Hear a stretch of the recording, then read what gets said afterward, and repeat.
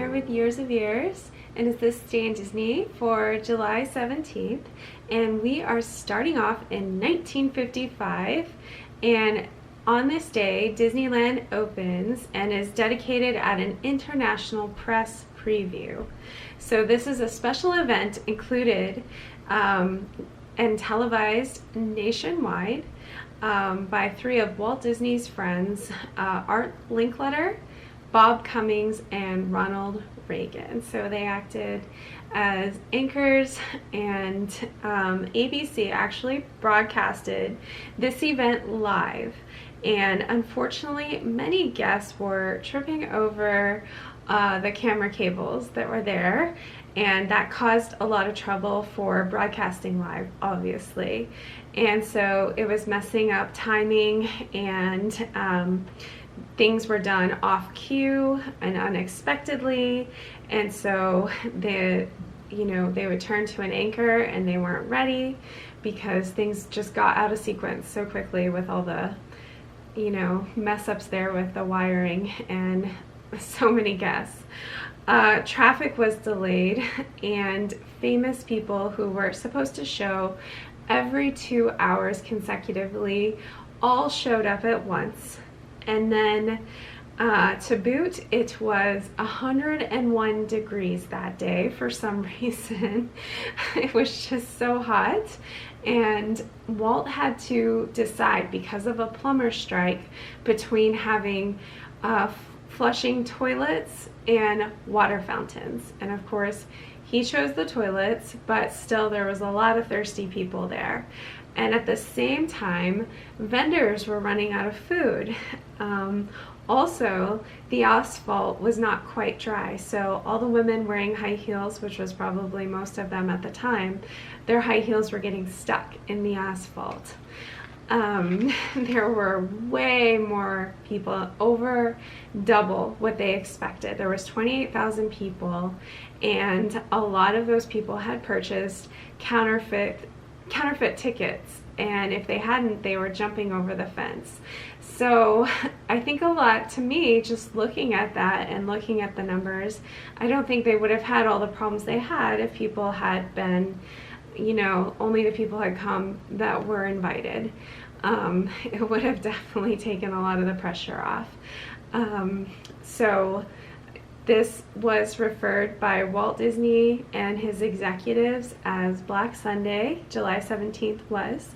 And at the time and throughout their lives, Walt Disney and Roy Disney considered the 17th a preview and July 18th the actual opening of Disneyland. So all that being said, Disneyland was a huge success. I mean, it has been amazing. Disneyland's been amazing. All the parks all over the world, Disney World, and it all culminated because of Walt's idea and everything that he thought up, and all the people who believed in his dream and came and, did the rides, did the landscaping, worked on transportation, everything that it took to open up Disneyland. It has been a huge success, and we love it to this day. Here we are, July 17th in 2020, and we are loving the parks and everything that they represent, and it's gone on for so long. So one bad day doesn't necessarily mean a bad thing. I think a lot of things start off kind of bad, and we learn from our mistakes and make things even better. But that's what happened on July 17th, and it is celebrated often as the opening day for Disneyland. But just remember that to Walt, it wasn't totally how he wanted things to be, but obviously he kept working hard to make that park exactly how he wanted it to be, and that's why we love it so much. So next up on this day in Disney in 2015, I can't believe this because it seems like it hasn't been that long, but I guess that was 5 years ago, Ant-Man was released into US theaters. So this film is starring Paul Rudd, Michael Douglas, and Evangeline Lilly. And so this is a really cool film. I love it. Our family really enjoyed it. So Ant-Man is armed with a super suit with an astonishing ability to shrink to scale but increase in strength. And obviously we know too in the future he can also get ginormous also with that suit. The main character, Scott Lang, which is Paul Rudd, was a cat burglar. And in this film, he must embrace his inner hero and help out his mentor, Dr. Hank Pym, plan and pull off a heist that will save the world, of course.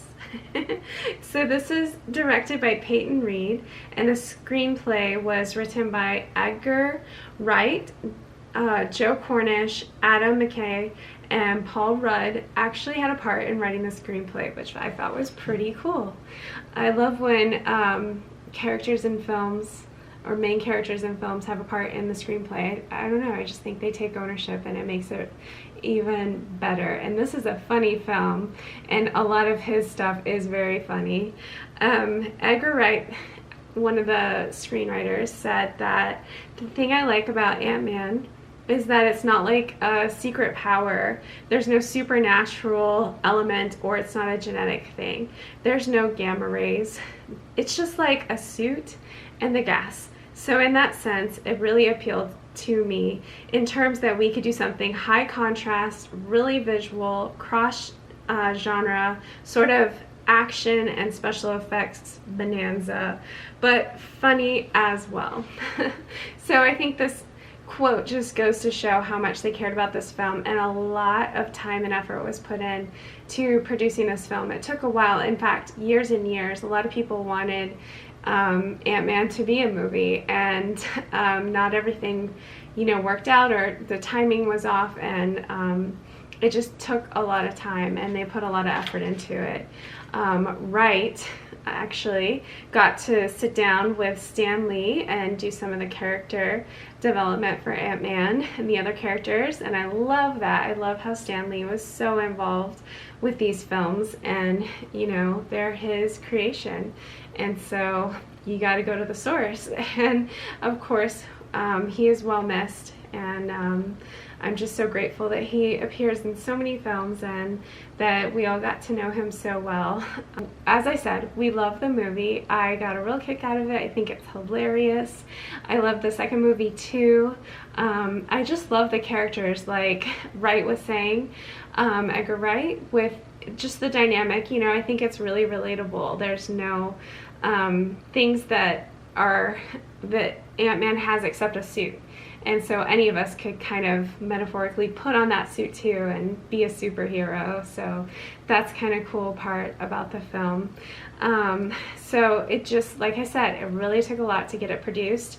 And one thing that I hope you always remember about Ant-Man is that he's one of the original Avengers, which makes a lot of sense, especially with Avengers Endgame, because of his role when he comes out of the quantum universe and he's able to help those Avengers out. And so in my mind, I consider Ant-Man an integral part of being a hero, one of the major reasons why things worked out in Endgame. But that's just me, and it's something that I was hoping would happen, because I thought, just from the little clips and things that they showed us, that it could be possible that Ant-Man would come back and help everyone out, and he did. So really fun part of Endgame, and sorry about the spoiler there. If you haven't seen those movies, go watch them. They are awesome, and all the superhero movies, the Iron Man movies, of course, and all the two Ant-Man movies, and of course the last two Avengers movies, kind of a bit rough for right now. Maybe save those till 2021. I don't know. That's just my idea. Also, there is lots of footage for everything I shared about Disneyland July 17th, 1955. If you want to go check that out, there's lots of footage of what was going on and those broadcasts and everything, so you can go discover that day, and I hope you have a lot of fun with that too. So anyway, that's it for this day.